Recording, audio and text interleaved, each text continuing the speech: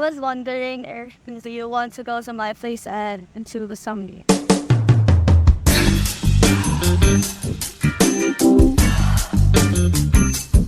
Wanna go? Sure, but we don't have condom. That's fine. Let's go. I guess it's fine. Okay, let's go. Babe, are you sure you want to do this? I mean, like, it's fun if you don't. I told you this then. Babe, I'm sure I'm ready for it. Let's do this. Heck, do you have condoms? Do you practice safe sex? Because why? Do you know that there are sexually transmitted infections, such as syphilis? Syphilis is a bacterial sexually transmitted infection caused by treponema and pallidum, resulting in substantial morbidity and mortality. It is curable and transmitted through sexual contact with infectious lesions, blood transfusion, or from pregnant women to birth fetus.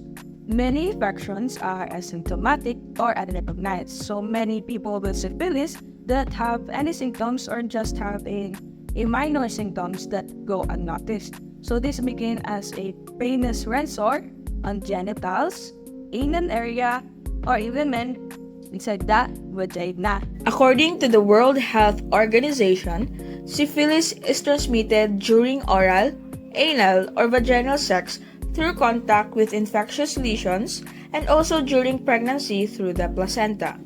Transmission typically occurs during early stages of the disease, that is, up to 2 years after infection. So although the sore heals after several weeks, the bacteria lingers and spread internally for how many years, causing damage to our brain, eyes, heart, bones, and other non-reproductive structures. So there are 4 stages of syphilis. The first one is the primary syphilis. The first symptoms of this is a small sore called chancre. This sore is often painless and it appears at the spot where the bacteria enters your body. And the second one is the secondary syphilis. The symptom may go away but on their own, but without treatment, they could come and go for months and years. The third one is the latent syphilis, and this is also called the hidden stage because you have no symptoms. You will not experience any symptoms in this stage. The latent stage can last for years, but without the treatment, the disease might lead to major health problems or complications. And the last one is the tertiary syphilis. After the latent stage, 30% to 40% of people with syphilis who don't get treatment have complications known as tertiary syphilis. So this is the late stage of the syphilis. Did you know? The exact geographic origin of syphilis is still a widely debated subject.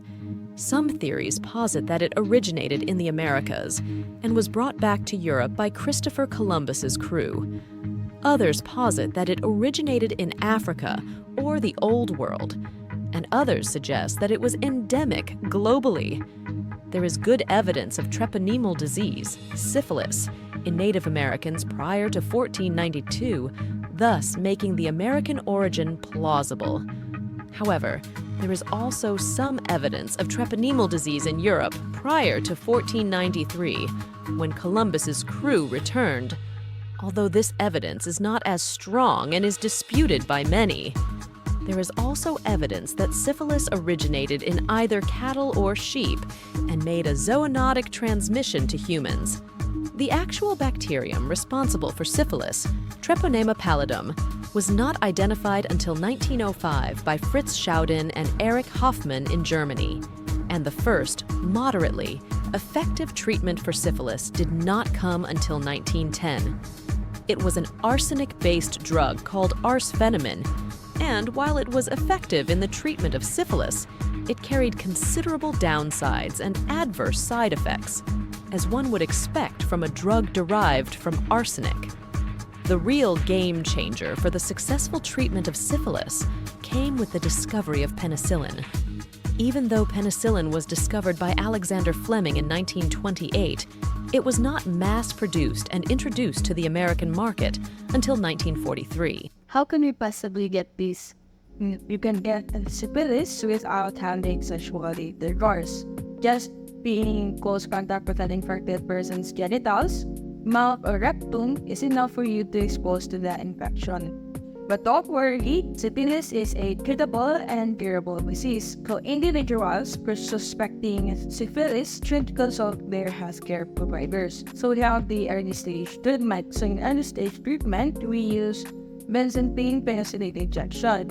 But we have an alternative which includes doxycycline, ceftriaxone, or azithromycin, but it is not used for pregnant women.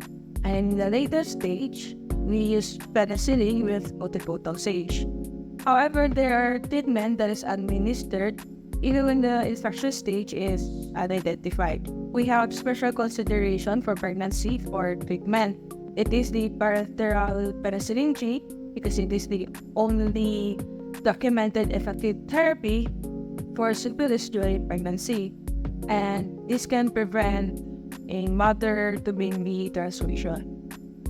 And then pregnant women with syphilis and reported that they have a allergy for penicillin should undergo with desensitization and be treated with penicillin after. Prompt treatment is vital for babies born with congenital syphilis or those with untreated mothers to avoid serious health issues. Is there something that we can do to avoid this disease? Of course, there are things that you can do to prevent syphilis.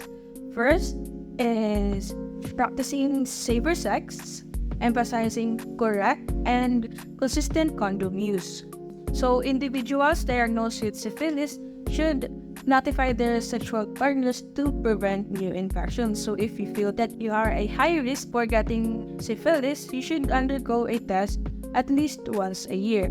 So in pregnant women, they should be tested during the first prenatal care visit to take an immediate treatment if the test result is positive and to prevent congenital syphilis. And again, consistent and correct condom use is the best prevention for syphilis and many other STIs. Additional note, syphilis can still spread through contact with areas not covered by a condom, such as genitals, anus, and mouth. It's SPG. Bye-bye!